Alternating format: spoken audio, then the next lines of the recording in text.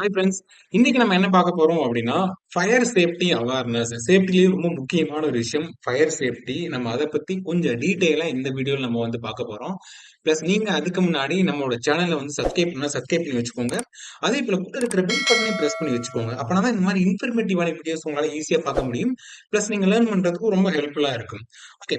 இப்போ ஃபயர் ஃபயர்னாவே நம்ம வந்து ஆபத்துன்னு சொல்லுவோம். ஏன்னா, ஃபயர் இல்லாம நம்மளால ஒரு விஷயம் ஒண்ணுமே பண்ண முடியாது. சரி, ஓகே. ஃபயர்னா என்ன? ஃபயர் வந்து நார்மல் ஃபயர் உருவாகுறதுக்கு என்னென்ன வேணும் அப்படின்னா, இப்போ இங்க பாருங்க. Fire is a chemical reaction. நம்ம ஹீட், ஃபியூயல் அண்ட் ஆக்ஸிஜன். இது எல்லாமே சேர்ந்து ஒரு ஃபிளாஷ் பாயிண்ட் தான் என்ன அப்பதான் ஃபயரா உருவாகும். அப்ப ஃபயர் உருவாகுறதுக்கு என்னென்ன வேணும் அப்படின்னா, இங்க பாருங்க. ஒண்ணு வந்து ஆக்ஸிஜன். இன்னொன்னு பாத்தீங்க அப்படின்னா, அதாவது காற்று, எரிபொருள், வெப்பம். இது 3மே இருந்தா மட்டும்தான் ஃபயர் உருவாகும். இப்போ ஃபார் எக்ஸாம்பிள் பாத்தீங்க அப்படின்னா, ஒரு பெட்ரோல் இருக்கு. பிளஸ் அந்த இடத்த பாத்தீங்க அப்படின்னா, அதாவது பெட்ரோல், ஃபியூயல் இருக்கு, பிளஸ் அந்த இடத்துல ஹீட் இருக்கு. ஆனா ஆக்ஸிஜன் இல்ல. ஃபயர் உருவாகாது. இப்போ ஃபயர் உருவாகணும் அப்படின்னா, காற்று, எரிபொருள், வெப்பம். அதாவது காற்றுல பாத்தீங்கன்னா ஆக்ஸிஜன் கம்பல்சரி இருக்கணும். எரிபொருள்ல பாத்தீங்கன்னா எனி எரிபொருள். ஃப்ளேமபிள் கேஸஸா இருக்கலாம், லிக்விடா இருக்கலாம், சாலிடா இருக்கலாம். அதே போல பாத்தீங்கன்னா ஹீட், ஒரு ஹாட் சர்ஃபேஸ்லாம் இருக்கலாம், எலக்ட்ரிக்கல் எக்யூப்மெண்ட், எலக்ட்ரிசிட்டி, அந்த ஸ்மோக் மெட்டீரியல் இருக்கு பாத்தீங்களா? இது எல்லாமே வந்து ஹீட். இது 3மே இருந்தா மட்டும்தான் ஃபயர் உருவாகும். ஓகே. இப்போ ஃபயர் எப்படி உருவாகுது அப்படிங்கிறத நம்ம வந்து தெரிஞ்சுக்கிட்டோம். இப்ப இங்க பாருங்க. ஃபயருக்கான ஹசார்ட் என்ன? ஆபத்து. ஃப்ளேம். எங்கேயாவது பார்த்தீங்கன்னா ஃப்ளேம்ஸ் கிரியேட் ஆகுறது, ஸ்பார்க் கிரியேட் ஆகுறது, ஒரு ஹாட் ஆப்ஜெக்ட். அந்த ஆப்ஜெக்ட் வந்து ரொம்ப ஹாட்டா இருந்துச்சுன்னா, அது மூலியமா ஃபயர் ஆகும். அதே போல ஃப்ளேமபிள் கெமிக்கல்ஸ். கெமிக்கல்ஸ்ல ரொம்ப டேஞ்சரான ஒரு கெமிக்கல் இருக்கும் பாத்தீங்களா? அதெல்லாம் ஃப்ளேமபிள் கெமிக்கல்ஸ். அது மட்டும் இல்லாம பாத்தீங்க அப்படின்னா, ரொம்ப ஒரு முக்கியமான விஷயம் ஸ்பிரிட் ஆவறது. டக்குன்னு பாத்தீங்க அப்படின்னா, ஒரு சில கெமிக்கல்லாம் அப்படியே ஸ்பிரிட் ஆயிட்டு வந்து ஃபயர் ஆக ஆரம்பிச்சிரும். இதெல்லாம் வந்து ஃபயருக்கான ஹசார்ட். ஹசார்ட்னா ஆபத்துன்னு சொல்லுவாங்க. ஓகே. இப்போ நம்ம மேஜர் காஸ், ஒரு ஃபயர் உருவாக்க முக்கியமான மேஜர் காரணம் என்ன? மேக்ஸிமம் பார்த்தீங்கன்னா, ஒரு ஃபால்ட்டி எலக்ட்ரிக்கல் எக்யூப்மென்ட். இப்ப நம்ம வீட்ல ஃபயர் உருவாகுதுன்னா என்ன ஆகும்? ஒரு ஷாக் அடிக்கும்போது பார்த்தீங்க அப்படின்னா, நம்ம ராங்கா கனெக்ஷன் குடுக்கும்போது, ஒரு எலக்ட்ரிக்கல் எக்யூப்மென்ட் அதாவது ஃபால்ட் ஆகும்போது, மேபி ஒயர் ராங்கா இருக்கும்போது, ஃபயர் உருவாகலாம். ஒரு ஹவுஸ் கீப்பிங் நம்ம வீடு எல்லாமே ரொம்ப மோசமா கிளீனிங்கா இருக்கும்போது பார்த்தீங்கன்னா, இந்த மாரி ஃபயர் உருவாகும். எலக்ட்ரிக்கல் சர்க்யூட் வந்து ஓவர்லோட் ஆகும்போது, அல்லது பார்த்தீங்க அப்படின்னா, அங்க இருக்கக்கூடிய எக்யூப்மென்ட் வந்து ஹீட் ஆகும்போது, பார்த்தீங்க அப்படின்னா, சிகரெட்லாம் வந்து டிஸ்போஸ் பண்ணுவாங்க. இப்ப ரோட்லாம் போனாங்கன்னா, அப்படியே வந்து ஸ்மோக் பண்ணிட்டு அப்படியே தூக்கி போட்டு போயிருவாங்க. அப்படி தூக்கி போடும்போது, அது மேபி காத்துல பறந்து ஒரு ஃபயர் ஆகுறதுக்கான சான்சஸ் இருக்கு. அது மட்டும் இல்லாம பார்த்தீங்கன்னா, இந்த நம்ம டைரக்ட்டா வந்து சன்லைட் படும்போது ஒரு சில இதெல்லாம் வந்து ஃபயர் ஆகும். அப்போ இதெல்லாம் வந்து major cause of fire. Fire உருவாவறதுக்கான முக்கியமான ஒரு காரணங்கள். ஓகேங்களா? இப்போ சரிங்க. ஃபயர் எப்படி உருவாகுதுன்னு நம்ம தெரிஞ்சுக்கிட்டோம். அதுக்கான ஹசார்ட் பத்தி நம்ம வந்து பார்த்தோம். சரி, ஓகே. இப்ப அந்த ஃபயர் உருவாயிடுச்சுன்னா என்ன பண்றது? கண்டிப்பா நம்ம அந்த ஃபயர் வந்து அணைக்கலாம். இந்த கிளாசிஃபிகேஷன் ஆஃப் ஃபயர்ன்னு சொல்றாங்க. என்னன்னா ஃபயர் வந்து கிளாஸிஃபை பண்ணியிருக்காங்க. இப்ப ஏ அப்படின்னா, அது சிம்பிளா உங்களுக்கு புரியிற மாரி சொல்லலாம். ஆஷ், அதாவது சாம்பல் ஆகக்கூடியது. ஆஷ் அப்படின்னு சொல்லுவாங்க. சாம்பல் ஆகக்கூடியது. இப்ப இங்க பாருங்க, ஃபார் எக்ஸாம்பிள் வந்து பேப்பரா இருக்கலாம், வுட்டா இருக்கலாம், டெக்ஸ்டைல் ஃபைபர்ஸ், இது எல்லாம் வந்து சாம்பல் ஆயிடும். நம்ம எரிக்கும்போது, ஃபயர் பண்ணும்போது சாம்பல் ஆகக்கூடியது எல்லாமே ஏ டைப் ஆஃப் ஃபயர். பின்னா பாயில், சம் லிக்விடு, ஆயிலு, பெயிண்ட், அதாவது கிரீஸு, இது எல்லாம் பாத்தீங்கன்னா பி டைப் ஆஃப் ஃபயர்ன்னு சொல்லுவோம். Class B. ஓகேங்களா? கிளாஸ் சி அப்படிங்கிறது என்ன? கரண்ட். அதாவது பாத்தீங்க அப்படின்னா எலக்ட்ரிசிட்டி எக்யூப்மெண்ட் இது மூலியமா வந்து உருவாகக்கூடிய ஃபயர். அதை வந்து கிளாஸ் சி அப்படின்னு சொல்லுவோம். ஓகே. இப்ப கிளாஸ் டி அப்படின்னா என்ன? ட்ரை. ட்ரைனா என்ன? ஃபார் எக்ஸாம்பிள் பாத்தீங்கன்னா மெட்டல். மெட்டல் ஹீட் ஆகி அப்படியே ட்ரையா ஒழுகும் பாத்தீங்களா? அதை வந்து கிளாஸ் டி அப்படின்னு நம்ம வந்து மீன் பண்ணலாம். கிளாஸ் கே அப்படின்னா என்ன? Cooking fire. நம்ம வந்து குக்கிங் பண்ணும்போது பாத்தீங்க அப்படின்னா அது மூலியமா ஃபயர் உருவாகும். அதுதான் நம்ம என்ன சொல்லுவோம்னா கிளாஸ் கே ஃபயர் அப்படின்னு சொல்லுவோம். இப்போ நம்ம என்ன பண்ணோம்? Classification of fire. ஃபயரை பத்தி தெரிஞ்சுக்கிட்டோம். இப்போ சரிங்க. ஃபயர்ல பாத்தீங்க போனா, ஃபயர் எல்லாம் இப்படிலாம் கிளாஸிஃபை பண்றீங்க. அப்ப வந்து ஃபயர் எக்ஸ்டிங்கைசர்ல ஏதாவது டைப் இருக்கான்னா, கண்டிப்பா இருக்கு. ஃபயர் எக்ஸ்டிங்கைசர்னா என்ன? நம்ம அந்த ஃபயர் அணைக்கிறதுக்கு நம்ம உபயோகப்படுத்தக்கூடிய ஒரு சாதனம் தான் ஃபயர் எக்ஸ்டிங்கைசர்ன்னு சொல்லுவோம். அதுல வாட்டர் இருக்கு, பிளஸ் பாத்தீங்கன்னா பவுடர், ஃபார்ம், அதுக்கப்புறம் பாத்தீங்கன்னா CO2, வெட் கெமிக்கல் இதெல்லாம் இருக்கு. இப்ப பாத்தீங்கன்னா வெட் கெமிக்கல் எதுக்கு யூஸ் ஆகும்? Cooking fire. வுட் பேப்பர் இருக்கு பாத்தீங்களா? இதே அணைக்கிறதுக்கு யூஸ் ஆகும். இப்ப இந்த CO2 எதுக்கு யூஸ் ஆகும்? Flammable liquid, electrical equipment. அது அணைக்கிறதுக்கு CO2 யூஸ் ஆகும். ஃபோம் எதுக்கு யூஸ் ஆகும்? Wood, flammable liquid. Dry powder, same wood, flammable liquid, அதுக்கப்புறம் கேஸ் ஃபயரு, எலக்ட்ரிக்கல் எக்யூப்மெண்ட். அதுக்கப்புறம் வாட்டர் பாத்தீங்கன்னா வுட்டு, பேப்பர்.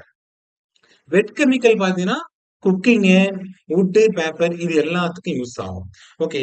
இப்போ நம்ம என்ன பண்ண போறோம் அப்படின்னா, இப்போ மேல இருக்கிறது எல்லாமே பாத்தீங்க அப்படின்னா டைப்ஸ் ஆஃப் ஃபயர்ஸ். கீழ இருக்கிறது பாத்தீங்கன்னா டைப்ஸ் ஆஃப் ஃபயர் எக்ஸ்டிங்க்விஷர். இப்ப இங்க பாருங்க. எது எதுக்கு நம்ம என்னென்ன யூஸ் பண்ணலாம் அப்படிங்கிறது ஒரு சார்ட் இருக்கு.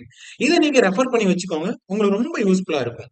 ஏன்னா இது பேஸ் பண்ணி தான் அந்த இடத்துல என்ன எக்யூப்மென்ட் இருக்கு, அதுக்கு தகுந்த மாதிரி ஃபயர் எக்ஸ்டிங்க்விஷர நம்ம வந்து ஸ்டோர் பண்ணி வச்சிருப்பாங்க.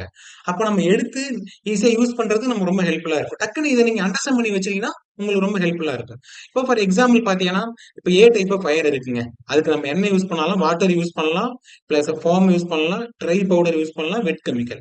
எதை யூஸ் பண்ணக்கூடாது? இந்த கார்பன் டை ஆக்சைடு, அதுக்கப்புறம் M28 அப்படின்னு சொல்லிட்டு ஒரு கெமிக்கல் இருக்கு. இதெல்லாம் யூஸ் பண்ணக்கூடாது. ஃபிளேமபிள் லிக்விடுக்கு எதை யூஸ் பண்ணலாம்? ஃபோம், ட்ரை பவுடர் யூஸ் பண்ணலாம். கார்பன் டை ஆக்சைடு யூஸ் பண்ணலாம். வாட்டர் யூஸ் பண்ணக்கூடாது. அதே போல பார்த்தீங்கன்னா, கேஸுக்கும் வாட்டர் யூஸ் பண்ண மாட்டாங்க. பிளஸ் எலக்ட்ரிக்கல் எக்யூப்மென்ட் இருக்கு பார்த்தீங்களா, அதுக்குமே வாட்டர் யூஸ் பண்ண மாட்டாங்க. வாட்டர் யூஸ் பண்ணக்கூடாது, ஃபோம் யூஸ் பண்ணக்கூடாது. அப்போ ட்ரை பவுடர் யூஸ் பண்ணுவாங்க. அடுத்து என்ன பண்றாங்க? Carbon di oxide. ஃபயருக்கு என்ன யூஸ் பண்றாங்க? ஒன்லி M28 ட்ரையா இருக்கிறது. ஓகே. அடுத்து பார்த்தீங்கன்னா, கேவுக்கு பார்த்தீங்கன்னா, ஃபோம் யூஸ் பண்றாங்க, வெட் கெமிக்கல் யூஸ் பண்றாங்க. இப்போ எந்த ஃபயருக்கு எந்த டைப் ஆஃப் எக்ஸ்டிங்க்விஷர் யூஸ் பண்ணுவாங்க அப்படிங்கிறத நீங்க தெரிஞ்சுக்கிட்டீங்க. நெக்ஸ்ட் ஒன் இப்பதாங்க ரொம்ப முக்கியமான விஷயம். ஓகே. நான் என்ன பண்றேன்னா, ஃபயர் எக்ஸ்டிங்க்விஷர் பத்தி தெரிஞ்சுக்கிட்டேன். அந்த ஃபயர் எக்ஸ்டிங்க்விஷர் நான் எப்படிங்க யூஸ் பண்றது? அத வந்து யூஸ் பண்ணும்போது நான் என்ன பண்ணணும்? ஃபயர் எக்ஸ்டிங்க்விஷர நீங்க வந்து யூஸ் பண்ண போறீங்கன்னா, ஏதாவது துணி இருந்துச்சுன்னா தயவு செஞ்சு முகத்துல கட்டிக்கோங்க. அது சேஃப்டி பர்ப்பஸ்க்கு ரொம்ப ஹெல்ப்ஃபுல்லா இருக்கும். ஏன்னா, அத நீங்க வந்து சுவாசிக்கும்போது, அது உங்களுக்கு ஹெல்த் இஷ்யூ வந்து கிரியேட் பண்ணும். அப்போ அதுக்கு என்ன பண்றாங்கன்னா, பாஸ் அப்படிங்கிற ஒரு மெத்தட். PASS அப்படின்னு சொல்றாங்க. அப்ப நான் புல், எய்ம், ஸ்குவீஸ், ஸ்வீப் அப்படின்னு சொல்றாங்க. ஃபர்ஸ்ட் என்ன பண்ண சொல்றாங்கன்னா, பாதுகாப்பு கிளிப்பை எடுக்கவும். அங்க இருக்கிற ஒரு பின் இருக்கும். அத நம்ம எடுக்கணும். அது செகண்ட் ஒன் தீயோட அடிப்பாகத்துல வச்சு நம்ம என்ன பண்ணணும்? குறி வைக்கணும். அடுத்து வால்வ வந்து ஓப்பன் பண்ணணும். நெக்ஸ்ட் ஒன் பாத்தீங்க அப்படின்னா, அடிப்பாகத்தை நோக்கி பார்த்தீங்கன்னா, இரு பக்கமும் அத வந்து ஃபோக்கஸ் பண்ணணும். இப்ப இங்க பாருங்க, ஃபர்ஸ்ட் ஒன். இவர் என்ன பண்றாரு? இந்த பின்ன எடுத்துட்டாரு. இந்த பின்ன பார்த்தீங்கன்னா, நீங்க ரிமூவ் பண்ணி எடுக்கணும். ஓகே. நான் வந்து பின்ன வந்து புல் பண்ணிட்டேன். நெக்ஸ்ட் ஒன் என்ன பண்ணணும்னா, எய்ம் பண்றேன். எங்க எய்ம் பண்ணணும்? எங்க ஃபயர் இருக்கோ, ஃபயரோட அடிப்பாகத்துல எய்ம் பண்ணணும். நீங்க மேல எய்ம் பண்ணீங்கன்னா, வேலைக்கு ஆகாது. அதே போல யூஸ் பண்ணும்போது ப்ராப்பரா நீங்க அந்த ஹோஸ வந்து பிடிச்சுக்கணும். ஹோஸ நீங்க இப்படி வச்சுக்கிட்டு வரல அப்படின்னு பார்த்தீங்கன்னா, மேபி முகத்துல அடிக்கிறதுக்கான சான்சஸ் அதிகமா இருக்கு. நெக்ஸ்ட் ஒன் பார்த்தீங்க அப்படின்னா, ஸ்குவீஸ்.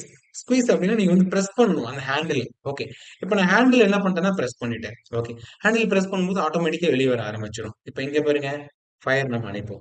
அப்போ இன்னொரு விஷயம்னா, இதுல வந்து கேஜ் இருக்கும். அந்த கேஜ்ல வந்து லிமிட் குடுத்திருப்பாங்க. ரெட், கிரீன், ரெட்ன்னு சொல்லுவாங்க. அப்ப அந்த கிரீன்க்குள்ள இருந்துச்சுன்னா, அதோட பிரஷர் லெவல் கரெக்ட்டா இருக்குன்னு அர்த்தம். ஓகேங்களா? அப்ப மேல ரெட்ல இருந்துச்சுன்னா, எக்ஸசிவா இருக்குன்னு அர்த்தம். கீழ ரெட்ல இருந்துச்சுன்னா, ஸ்லோவா இருக்குன்னு அர்த்தம். அப்ப அந்த இடத்துல ஃப்ளோ இருக்காது. நம்ம அத வந்து என்ஷூர் பண்ணணும். அத யூஸ் பண்றதுக்கு முன்னாடி. அதே போல இது எக்ஸ்பைரி ஆயிருக்கா அப்படிங்கிறதையுமே நம்ம வந்து பார்க்கணும். எக்ஸ்பைரி டேட் அதிலே இருக்கும். எவ்வளவு நாள் வரை வேலிடிட்டி அப்படிங்கிறத மென்ஷன் பண்ணியிருப்பாங்க. அப்ப அத நம்ம வந்து என்ஷூர் பண்ணணும். ஓகே. இப்போ ஒரு பிளேஸ்ல நம்ம வந்து ஃபயர்னா என்ன? ஃபயர் எப்படி உருவாகுது? ஃபயர் எக்ஸ்டிங்க்விஷர் எப்படி யூஸ் பண்ணலாம்னு பார்த்தோம். How to use fire extinguisher? இப்ப இங்க பாருங்க. இப்போ பில்டிங்ல வந்து ஒரு ஃபயர் ஆயிடுச்சு அப்படின்னா நம்ம என்ன பண்ணலாம்? ஒரு வார்னிங் அலாரம் வந்து ஆக்டிவேட் பண்ணலாம். அது மட்டும் இல்லாம சவுண்ட் பிளஸ் ஸ்மோக் டிடெக்ஷன் ஒரு சில பிளேஸ்ல இருக்கும். அது என்ன பண்ணா சென்ஸ் பண்ணி ஒரு அலாரம் வந்து கிரியேட் பண்ணும். அப்ப அலாரம் கிரியேட் பண்ணும்போது ஆட்டோமேட்டிக்கா மத்த எல்லாருமே வந்து சேஃப் அசெம்பிளி பயன் போறதுக்கு ரொம்ப ஹெல்ப்ஃபுல்லா இருக்கும். ஓகே. இப்ப ஃபயர் எப்படிங்க பிரிவென்ட் பண்ணலாம் அப்படின்னா, நம்ம வந்து ஒர்க் பிளேஸ நீட்டா வச்சுக்கணும். நம்ம வேலை பார்க்குற இடத்த. அது மட்டும் இல்லாம பார்த்தீங்கன்னா, ப்ராப்பரா எந்த ஒரு விஷயத்தையுமே டிஸ்போஸ் பண்ணணும். ஃபார் எக்ஸாம்பிள் பார்த்தீங்க அப்படின்னா, ஃபயர் ஆகக்கூடிய எனி மெட்டீரியல் ப்ராப்பரா டிஸ்போஸ் பண்ணணும்.